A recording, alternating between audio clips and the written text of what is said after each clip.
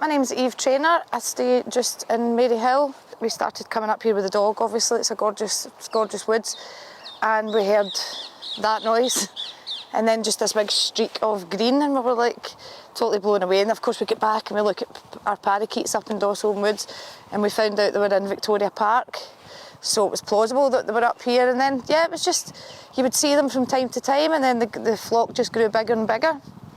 So, yeah, I come up and feed them now.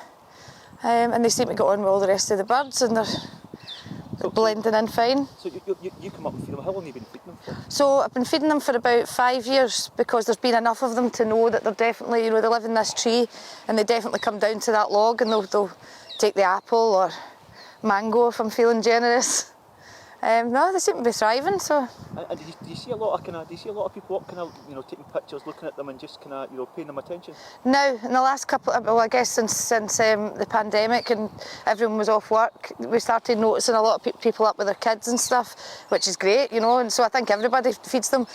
And now you'll get a lot of people up with cameras, and especially at the weekend. But they don't seem to mind.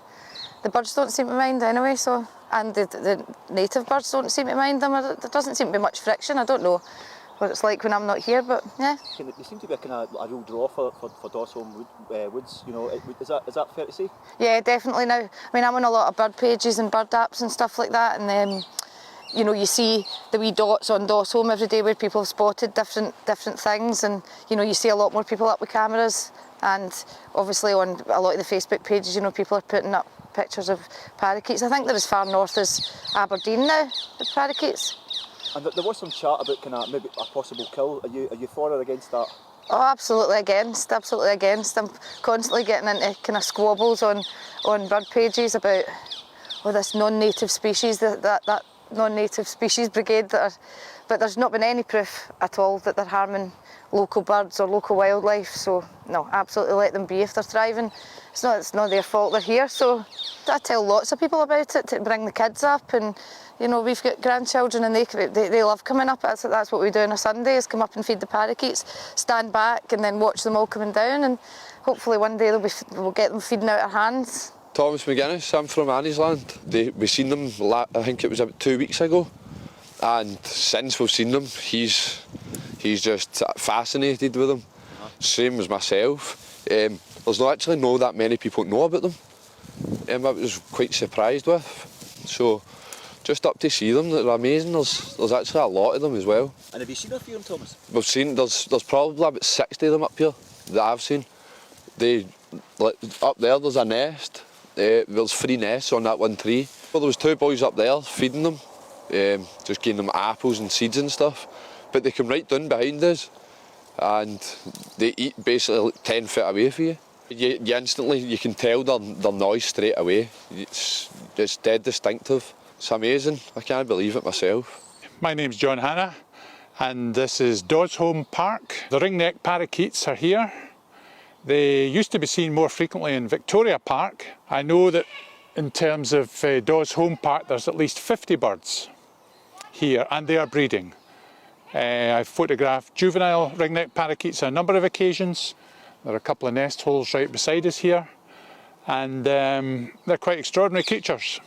They don't have any predators as such, but the debate UK-wide is the fact that they take nesting holes away from, they use other species nesting holes, nuthatch and great spotted woodpecker primarily. But they're absolutely extraordinary birds. Native to India, they're introduced in Victorian times to the UK as part of exotic bird collections, and they've gradually spread north from Richmond Park. In London's one of the famous locations where there are literally tens of thousands now down in London and the southeast. Quite extraordinary. I know for a fact there are ringneck parakeets in almost every city in England, Manchester, Birmingham, Newcastle, all the way.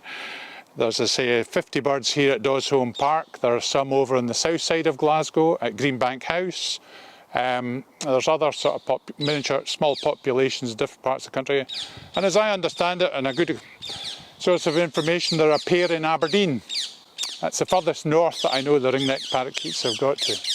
Dosholm here is a lot more wild. It's perfect habitat for them, And as I say, they're breeding, they like it here, they overwinter here, they're not even partial migrants, they spend all winter here.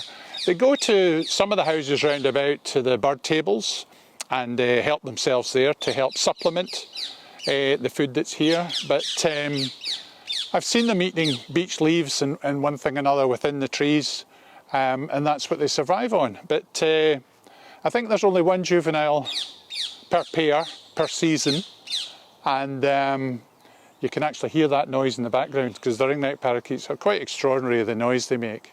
Absolutely beautiful birds. Where it becomes interesting is just now it's winter time, so the trees and the bushes aren't in leaf yet, so you can actually see them fairly easily. By the time it comes to May and June and the trees are in leaf, the ring-necked parakeets can be right above you. If they're not vocal, then you can't see them. They're almost, because they're just the bright green colour, it just fit in with all the foliage.